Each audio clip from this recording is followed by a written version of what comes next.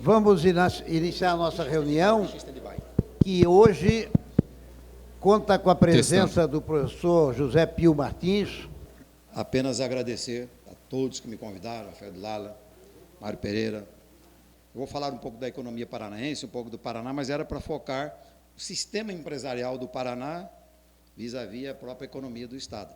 Este assunto da economia paranaense e da fragilidade empresarial, vou falar do Paraná, porque foi um outro assunto que eu levantei. A KPMG publicou, em agosto de 2020, um relatório imenso. Ela diz o seguinte: apenas nos 9 primeiros meses de 2019, 53 empresas paranaenses foram vendidas para grupos de fora. No ano anterior, tinha sido 40. E esse assunto é um assunto que me incomoda há muito tempo. Quase toda empresa paranaense que cresce, tem sucesso, à medida que os fundadores, os patriarcas, vão chegando ali à terceira idade, quase toda empresa paranaense que atinge esse patamar vai embora. Ou ela quebra, ou ela se extingue sem quebrar, ou é vendida, geralmente, para grupos de fora do Paraná. Então, aquelas, Rafael de Lala, que ainda estão de pé, eu digo, calma, chegará a vez delas. Algumas, evidentemente, não trilharão esse caminho, talvez, daqui para frente também mude. Mas aí eu misturei esse assunto com o Paraná. Há uma série de características positivas. Eu listei 5, que eu gostaria de falar, 5 características positivas que o Paraná tem. Até por ter essas características positivas, que o Paraná não teria o direito de ter certas características negativas. Por quê? Porque aquelas características positivas deveriam ter levado o Estado, em alguns aspectos, a ser muito melhor do que é. A estrutura fundiária do Paraná não apresenta situações de aguda concentração, nós sabemos disso, né? Existe aí, a partir de 1980, um aumento de propriedades com mais de 500 hectares. Mas, na verdade, na média, a estrutura fundiária do Paraná é boa. A propriedade é fragmentada, então o Paraná não tem aquele velho problema da propriedade concentrada, né? A produtividade agrícola do Estado do Paraná, pelos padrões do IBGE, não tem desequilíbrios agudos nenhum e que explique qualquer relativa incapacidade de essa atividade agrícola se transformar em bem-estar social coletivo. Então, a produtividade é boa, comparada com o mundo e com o Brasil, né? O terceiro ponto que eu anotei aqui, o Paraná não tem restrições climáticas importantes, o regime hídrico é razoável, não há áreas desérticas, nem impróprias para atividade econômica, a não ser algumas regiões, né?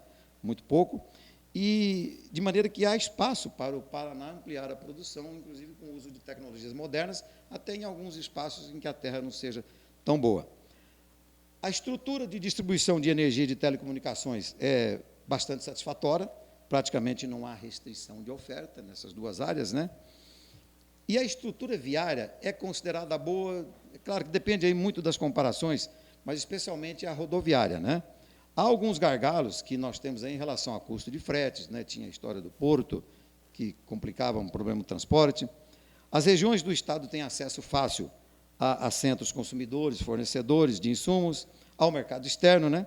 Muitos dos aspectos do Paraná, porque ele faz parte do Brasil. O Brasil tem vantagens estruturais que já poderiam ter deixado o nosso país rico, desenvolvido, sem miséria e quase sem pobreza. O Brasil tem autossuficiência alimentar, autossuficiência energética, autossuficiência militar, tem uma explicação de que é autossuficiência militar, né? Temos a maior reserva per capita do mundo de água limpa, o clima é bom, o território é imenso, terras férteis. Dos 193 países que estão lá na ONU, 35 são classificados como desenvolvidos. O de menor renda por habitante é 34 mil dólares. O Brasil, 14 mil, quase 15 mil dólares. Eu não vejo como o Brasil pode chegar a um país desenvolvido nesse padrão nos próximos 50 anos. É que o Brasil não tem 2 fatores que são essenciais para fazer aquelas vantagens estruturais levar o país a ser desenvolvido. O primeiro fator, não tem as instituições com qualidade suficiente para ser um acelerador. Segundo, não tem um nível educacional. E nível educacional é um problema, porque demora-se muito para recuperar. A instituição, você tem uma lista comprida, né? O governo, legislativo, executivo, judiciário, o corpo de leis, né, que é uma coisa muito importante, o sistema de justiça, a ética pública, a própria estrutura estatal, a Constituição brasileira de 5 de outubro de 1988, a última vez que eu li, não sei se não mudou, 128 emendas. Mas a pujança do agronegócio depende muito de uma palavrinha: China. Dizem aí que a China vai dominar o mundo e, com isso, será um grande cliente e será um grande fator de elevação dos preços internacionais das commodities, portanto, um grande fator de elevação do agronegócio brasileiro, do qual o Brasil depende e o Paraná, sobretudo. Eles precisam desesperadamente ter uma boa relação com quem tem alimento que eles podem vender. Porque se faltar iPad, iPhone, ninguém morre. Mas se faltar arroz e feijão, morre. A China chegou a 1,4 bilhão de pessoas. Em 79, o governo botou lá a política do filho. 30 anos dessa política, quando uma mulher ficava grávida, percebia que era filha, fazia aborto. A China entrou na progressão geométrica decrescente, o governo se assustou, liberou. Pode ter 2 filhos. Depois liberou para 3, agora pode ter quantos quiserem. Com esse negócio do aumento de abortos de filho a mulher, tem 40 milhões de homens lá que não têm mulheres. Eles não estão querendo ter filhos. Porque com a urbanização, com a mudança para as cidades, na zona rural, um filho é uma mão de obra para o pai, é um bem de capital. Na cidade, o filho é um bem de luxo. Dentro de 50 anos, a China perderá metade da população. O que é que faz o produto de um país crescer? Demografia. Cresceu a população, cresce o consumo, cresce a demanda, cresce tudo, né? E tem mais gente. Segundo é dívida pública. Quando um país não tem dívida pública e começa a fazer dívida pública, sobretudo para investimento, ele dota o país de infraestrutura física, infraestrutura empresarial e infraestrutura social. Então, quando cresce a dívida pública, ajuda a empurrar a estrutura econômica para cima. Então, demografia é o primeiro. Segundo é dívida pública. Terceiro é dívida privada. Depois você tem a tecnologia. E depois tem investimento. Quando você pega tudo que o país produziu e o número de horas que o povo trabalhou, você tem a produção por hora de trabalho. Então, isso é produtividade. A produtividade do trabalho no Brasil e no mundo não aumentou nos últimos 40 anos. Desde 1980, o Brasil teve um crescimento muito pequeno, 1980 para cá, muito pequeno, até porque a população cresce. E, segundo, o mundo não aumentou a produtividade. E, não aumentando a produtividade, não tem ela como um fator de crescimento. Então, demografia, dívida pública, dívida privada, tecnologia, investimento e, claro, em infraestrutura. 1985, quando a carga tributária era 22%, o setor estatal arrecadava 22% de tudo que o brasileiro produzia. Desses 22%, devolvia para a sociedade o equivalente ao próprio PIB, 5% em investimentos. A taxa de investimento do setor estatal naquela época era 5% do PIB. Retirava 22% da sociedade, devolvia 5% em investimentos em infraestrutura. Ficava 17% para sustentar a máquina estatal, mais os serviços públicos. Agora, o setor estatal arrecada 34% do PIB, agora ele tira 34%, devolve 2,5%. Parte desses 2,5% do PIB, que é investimento estatal, não é com dinheiro dos tributos, não. É dinheiro de dívida, dívida pública. O Paraná tem um fator que jogou favorável para não piorar o padrão médio de vida. 31 de dezembro de 1970, o Brasil tinha 94 milhões de habitantes. Chegamos agora a 215 milhões, com 12% vivendo na zona rural. Claro que esse mundaréu de gente para comer, beber, então, o país tem que acabar crescendo. Se o Paraná tivesse um crescimento populacional exatamente igual ao do Brasil, a população aqui seria 16 milhões e meio de habitantes. Quanto é que é a população do Paraná? 11,5. O Paraná, se quiser um ciclo de crescimento, tem que resolver um problema que é também do Brasil. O Paraná depende de um choque de infraestrutura, não tem a menor dúvida. Agora, o Paraná, para fazer isso, precisa de capitais estatais, capitais privados nacionais e capitais privados estrangeiros. Existe um volume de mais de 20 trilhões de dólares no mundo correndo atrás de oportunidades de investimento. Eles fazem 3 perguntas de cara: qual a estabilidade política?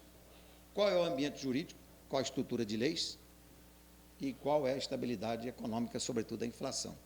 Esse problema geoeconômico do Paraná, de ser um estado que tem uma pobreza muito grande. O Paraná tem pobreza muito grande naquela região central.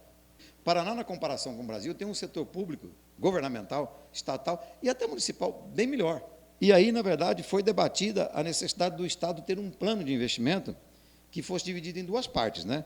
Uma parte que seria sobre os investimentos estatais, públicos, dos estados, municípios, da União, e outra parte que seria atrair investimentos privados, novas empresas, sobretudo nos setores de alta tecnologia, de serviços e ainda industrial, sobretudo uma indústria mais moderna, uma indústria de ponta, né?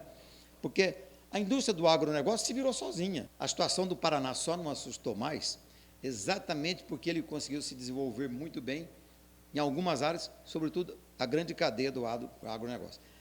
Quando você olha a cadeia inteira, pega o setor primário, secundário e terciário. Dentro desses 3 setores tem a cadeia do agronegócio. O que ela produz equivale a 25% do PIB, mas ali tem todo o setor primário, mais o setor industrial, bancos, transportes, portos, armazenagem, e tudo isso é o agronegócio. Então, esse agronegócio aqui tem esse tamanho não só pela produção física, mas pelo tamanho dos preços internacionais de tudo que o Brasil vende. Imagina se a China chegar do 2080, 2090, 2100, com 700 milhões de habitantes e não 1 bilhão e 400. A Holanda, 1970, era um país desenvolvido para o padrão do mundo, ali naquela região da Europa. E, de repente, aconteceu uma coisa fantástica, que seria a redenção da Europa. Descobrir um gás natural. A Holanda, 1970, um país pequeno de população, com muito gás natural, na verdade, encheu as burras de dólares exportando gás natural. Entrou tanto dólar na Holanda, por ela exportar gás natural, que a taxa de câmbio, o preço do dólar despencou. O sucesso da Holanda com o gás natural começou a matar os demais setores exportadores. De repente, virou um monoexportador. O Paraná pode ser vítima da doença holandesa se passar a ser um Estado que jogue todas as suas fichas no agronegócio. A dependência do Estado, dos 11 milhões e meio de habitantes, tem que depender menos desse setor, incorporando outros setores, fazendo outros setores aparecerem, outros setores crescerem. E lá na frente pode sofrer problemas por ter ficado dependente. O excesso de sucesso de um produto inibiu, inclusive pela razão da doença holandesa, todos os demais. Tem a Venezuela, que tem a maior reserva de petróleo do planeta Terra. Isso aqui é um montoado de coisas jogada ao léu assim, só para ferver o caldeirão mental desse assunto. Muito obrigado.